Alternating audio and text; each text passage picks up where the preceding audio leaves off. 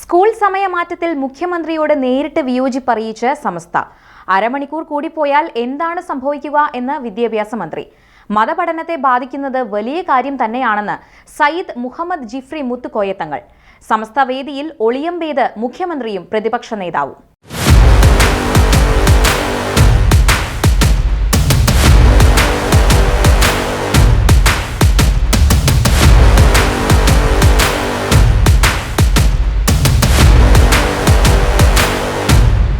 സമസ്തയുടെ നൂറ്റാണ്ടിന്റെ ചരിത്രം പറയുന്ന പുസ്തകത്തിന്റെ പ്രകാശന ചടങ്ങിൽ മുഖ്യമന്ത്രിക്ക് മുമ്പാകെ സമസ്ത പ്രസിഡന്റ് സയ്യിദ് മുഹമ്മദ് ജിഫ്രി മുത്തുക്കോയ തങ്ങൾ വലിയൊരു ആവശ്യം വെച്ചു. സംസ്ഥാനത്തെ സ്കൂൾ സമയമാറ്റത്തെ സംബന്ധിച്ചായിരുന്നു അത്. അടുത്ത ആഴ്ച മുതൽ സ്കൂൾ പ്രവൃത്തി സമയത്തിൽ അരമണിക്കൂർ കൂടുതൽ എടുക്കാൻ സർക്കാർ തീരുമാനിച്ചിരുന്നു. ഇത് മദ്രസ സമയക്രമത്തെ സാരമായി ബാധിക്കുമെന്ന് ചൂണ്ടിക്കാട്ടി സർക്കാർ ഈ തീരുമാനത്തിൽ നിന്ന് പിന്മാറണമെന്ന് സമസ്ത അധ്യക്ഷൻ ആവശ്യപ്പെട്ടു. ഇത് സംബന്ധിച്ചുള്ള നിവേദനവും സമസ്ത മുഖ്യമന്ത്രിക്ക് കൈമാറിയിരുന്നു. എന്നാൽ വിദ്യാഭ്യാസ മന്ത്രി വി ശിവൻകുട്ടി സമസ്തയുടെ നീക്കത്തിൽ അതൃപ്തനാണ്. സർക്കാരിനെ സംബന്ധിച്ച് കുട്ടികളുടെ വിദ്യാഭ്യാസമാണ് പ്രധാനം. പ്രശ്നം ആവശ്യമില്ലാതെ വഷളാക്കുകയാണ്. ചില വിഭാഗങ്ങൾ എതിർപ്പുന്നയിക്കുകയും മുഖ്യമന്ത്രിയോട് ചിലർ പരാതി പറയുകയും ചെയ്തിട്ടുണ്ട്. എന്നാൽ ആരും രേഖാമൂലം പരാതി നൽകിയിട്ടില്ല. ഇക്കാര്യത്തിൽ സർക്കാരിന് പിടിവാശിയില്ല.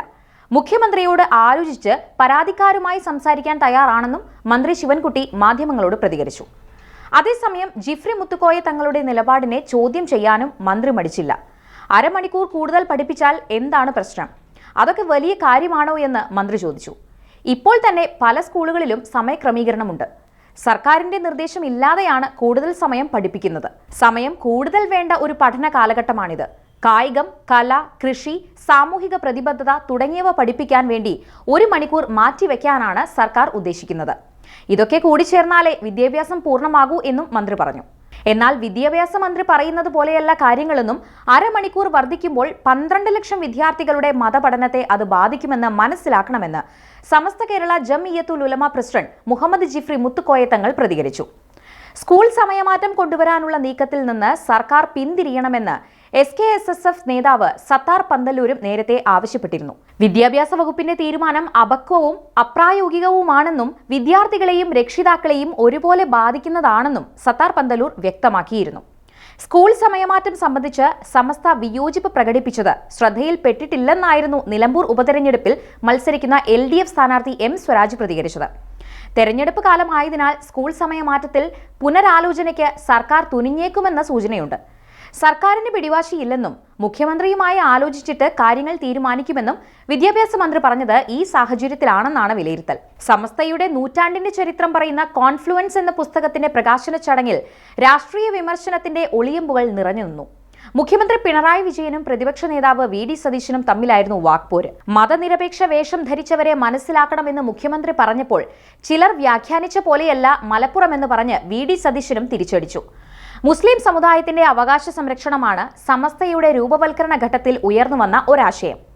രാജ്യത്ത് ന്യൂനപക്ഷങ്ങളുടെ അവകാശം ഇന്നും സംരക്ഷിക്കപ്പെടുന്നില്ല.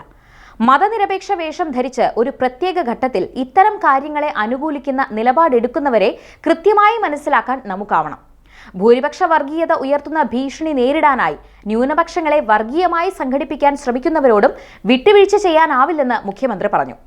അതേസമയം മറുപടി പ്രസംഗത്തിൽ മുഖ്യമന്ത്രിയെ പരോക്ഷമായി വിമർശിച്ച VD സതീശൻ സമസ്തയെ വാനോളം പുകഴ്ത്തി. മലപ്പുറം ജില്ലയിലെയും മലബാറിലെയും വിദ്യാർത്ഥികൾ രാജ്യത്തെ പ്രമുഖ സ്ഥാപനങ്ങളിൽ പഠിക്കുന്നു. ഇതിന്റെ ക്രെഡിറ്റ് പൂർണ്ണമായും സമസ്തയ്ക്ക് അവകാശപ്പെട്ടതാണ്. മലപ്പുറത്തെക്കുറിച്ച് പലരും പലതും വ്യാഖ്യാനിച്ചിട്ടുണ്ടെന്നും VD സതീശൻ പറഞ്ഞു. സ്വർണ്ണക്കടത്തിലൂടെയും ഹവാലയിലൂടെയും മലപ്പുറത്തെത്തുന്ന പണം രാജ്യദ്രോഹ പ്രവർത്തനങ്ങൾക്കുള്ളതാണെന്ന മുഖ്യമന്ത്രിയുടെ പരാമർശം വലിയ വിവാദമായിരുന്നു.